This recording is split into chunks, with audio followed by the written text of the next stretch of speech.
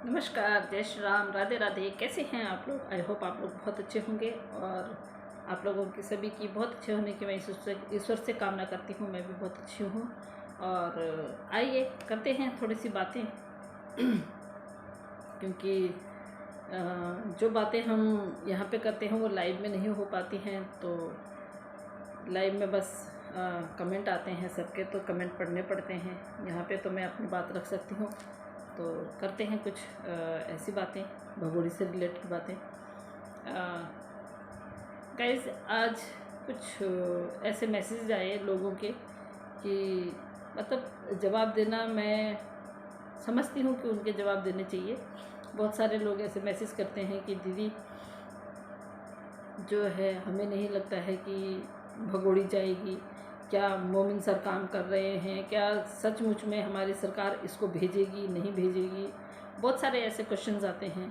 तो मैं उन लोगों को बताना चाहती हूँ, देखिए मोमिन सर भी काम कर रहे हैं। मोमिन सर इस केस में अभी तक एडवोकेट हैं और जब तक ये केस रहेगा तब तक वो एडवोकेट हैं इसमें, क्योंकि उनका एकमात्र उद्देश्य यही है। जैसे कि आप लोगों ने सुना होगा, मोमिन सर ने बोला है कि मेरा एकमात्र उद्देश्य है, जब तक मैं भगोड़ी को सीमा हैदर को जेल नहीं भेजूंगा तब तक मैं चैन नहीं लूँगा और इन बच्चों को जो है मैं जल्द से जल्द जितना जल्दी हो सके हैदर के पास भेज दूंगा और हैदर को दे दूंगा। क्योंकि हैदर एक पिता है, वो अपने बच्चों के लिए जो है आए दिन हम लोगों को बोलता रहता है, पुकारता रहता है और आए दिन वो बच्चों के लिए परेशान होता रहता है। 2 साल हो गए हैं उसके बच्चे यहीं पे फंसे हुए हैं, ना बच्चों की पढ़ाई है ना लिखाई है, बच्चों का भविष्य ख़राब हो रहा है।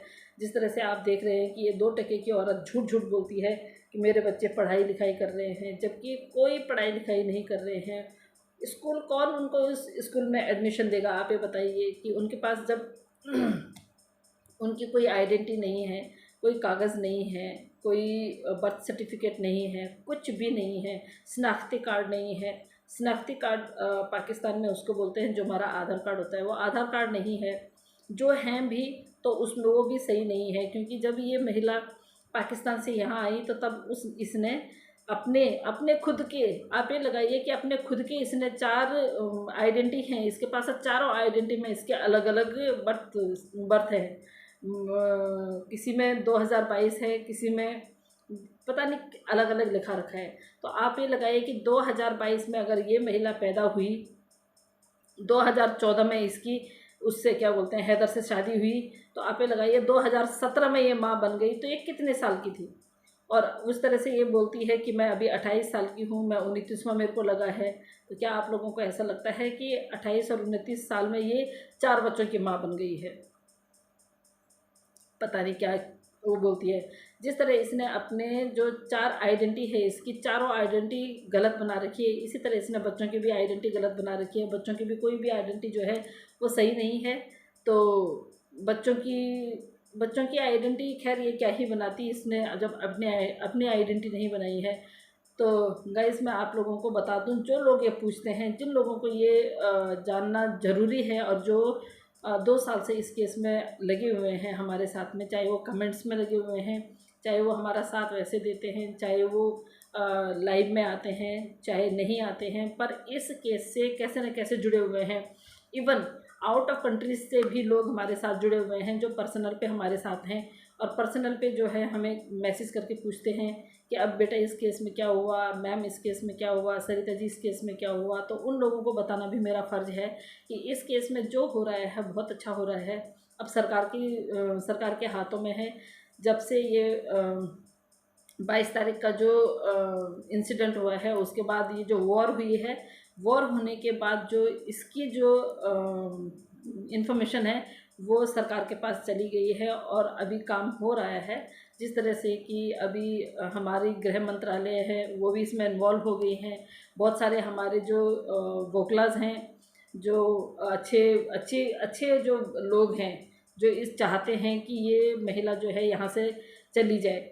और हमारे जो बहुत सारे ऐसे लॉयर हैं जो इसमें अब आ गए हैं और इसमें वो पूरी पूरी भागीदारी दे रहे हैं अपनी, क्योंकि उन लोगों को भी लगता है कि एक इनलीगल ट्रेसपासर जो है वो कभी भी इंडिया में नहीं रह सकती है। क्योंकि वो इनलीगल आई हुई है, वो क्राइम करके आई हुई है, वो एक पिता से उसके बच्चों को किडनैप करके लेके आई है।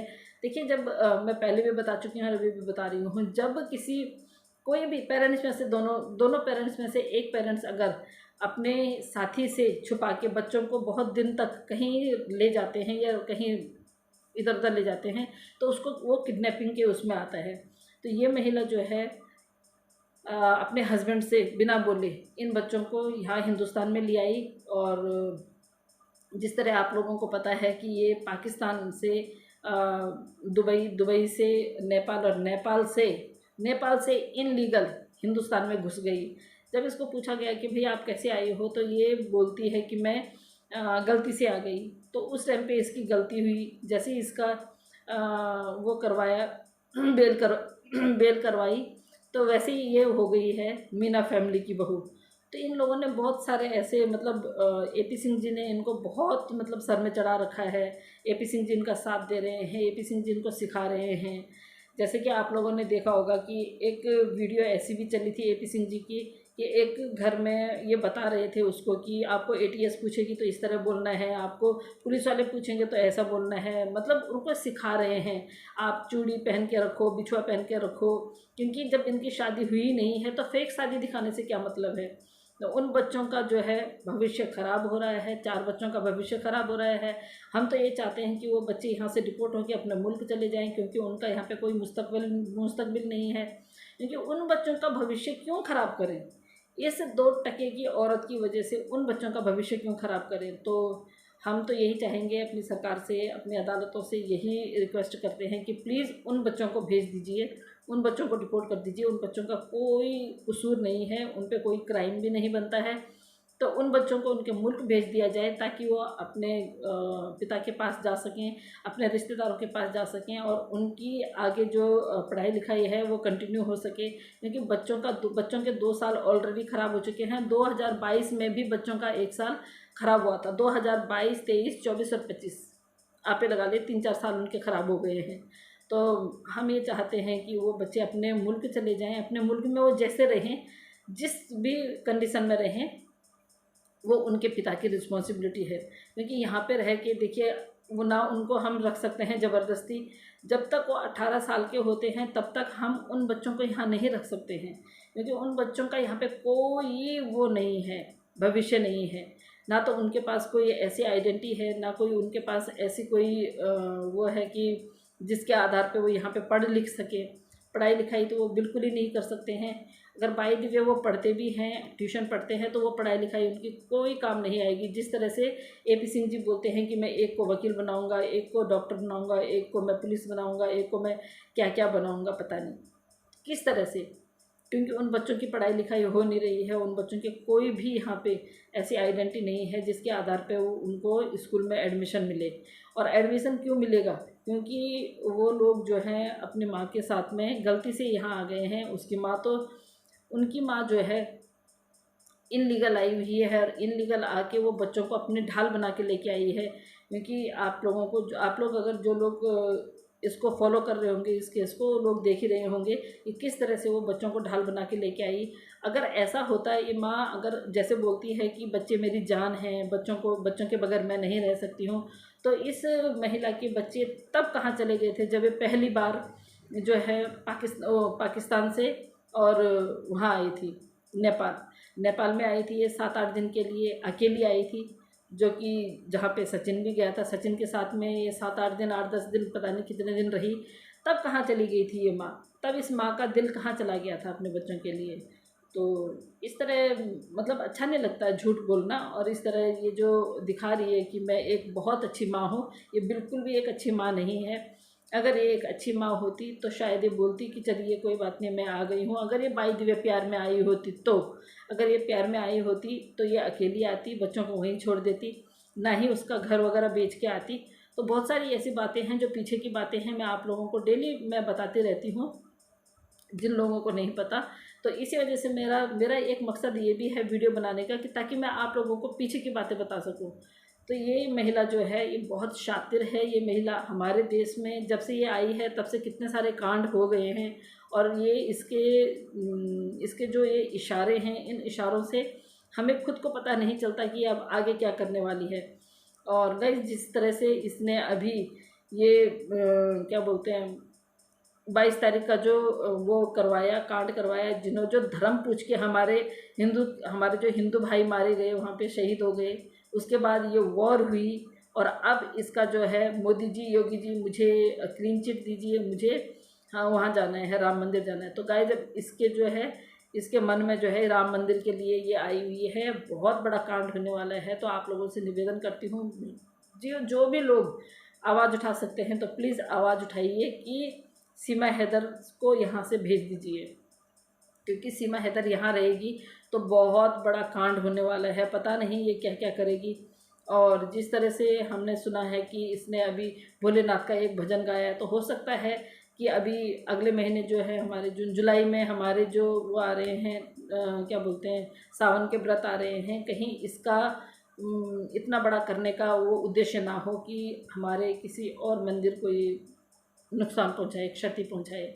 तो हमें तो ये लगता है कि इस औरत को या तो जेल में होना चाहिए, या फिर इस औरत को वापस अपने मुल्क चले जाना चाहिए, या तो डिपोर्ट या फिर जेल के अंदर। तो पहले हम मोमिन सर से यही बोलेंगे कि सर इन बच्चों को इनके मुल्क छोड़ दीजिए, बाद में देखी जाएगी इसका क्या करना है, क्या नहीं करना है, इसको कौन सी सज़ा देनी है, क्या सज़ा देनी है, इसको अंदर उसमें लॉकअप में डालना है, या क्योंकि हाँ जब ये लॉकअप में जाएगी तो ट्रायल होगा, तो ऑफकोर्स सी बात है कि ये लॉकअप में ही जाएगी, और उसके बाद जितनी भी इसकी सज़ा होगी ये अपनी सज़ा पूरी करके और उसके बाद डिपोर्ट हो जाएगी। तो डिपोर्ट होने का तो खैर जब भी होगा, लेकिन पहले हमारा उद्देश्य यह है कि इसको जल्द से जल्द अरेस्ट किया जाए और इसको जेल में डाला जाए। ऐसा ना हो कि कुछ ऐसा गड़बड़ कर दे, ये कुछ ऐसा ना हो कि हमारे किसी भी भाई को या किसी भी मंदिर को नुकसान हो, या हमारे किसी भी इंसान को, हमारे में से किन्हीं कोई ही, बहुत सारे लोग जो हैं इसको देखने जाते हैं, कहीं किसी को कोई नुकसान का वो ना हो, कि नुकसान ना हो किसी को। तो हम ये चाहते हैं कि इस औरत को जो है या तो जेल में डाला जाए या फिर डिपोर्ट कर दिया जाए। और डिपोर्ट भी होगी, ये डिपोर्ट होगी तो उससे हमें कोई लेना देना नहीं है। वहाँ जो इसको सज़ा मिलेगी वो इसको पाकिस्तान वाले सज़ा देंगे, लेकिन हाँ हमारे यहाँ से ये चली जाए, बस हम यही चाहते हैं कि ये यहाँ से चली जाए, क्योंकि इसके बहुत बड़ा करने के लिए आई है। और जब इसने चाहा तब हमारे मुल्क पे संकट आया है। 2 सालों में बहुत सारी ऐसी बातें हो गई, ऐसी घटनाएं हो गई हैं जो हमें पता है कि इसने करी हैं। इसके इशारे, इसके जो कोड वर्ड होते हैं, ये कोड वर्ड में बात करती है, इशारों में बात करती है। तो हम बिल्कुल भी नहीं चाहते हैं कि अब ये यहाँ पे रहे, और उन बच्चों के लिए तो हम बिल्कुल नहीं चाहते हैं कि वो बच्चे इसकी छत्र छाया में रहें। ये एक अच्छी माँ नहीं है, ना ही ये एक अच्छी पत्नी है, ना ही एक अच्छी इंसान है, ये एक अच्छी इंसान में नहीं है। तो हम चाहते हैं कि बस इसको या तो जेल में डाल दीजिए और या तो फिर डिपोर्ट कर दीजिए। इसी के साथ मैं आप लोगों से लेती हूँ विदा, कल मिलती हूँ। नमस्कार, जय श्री राम।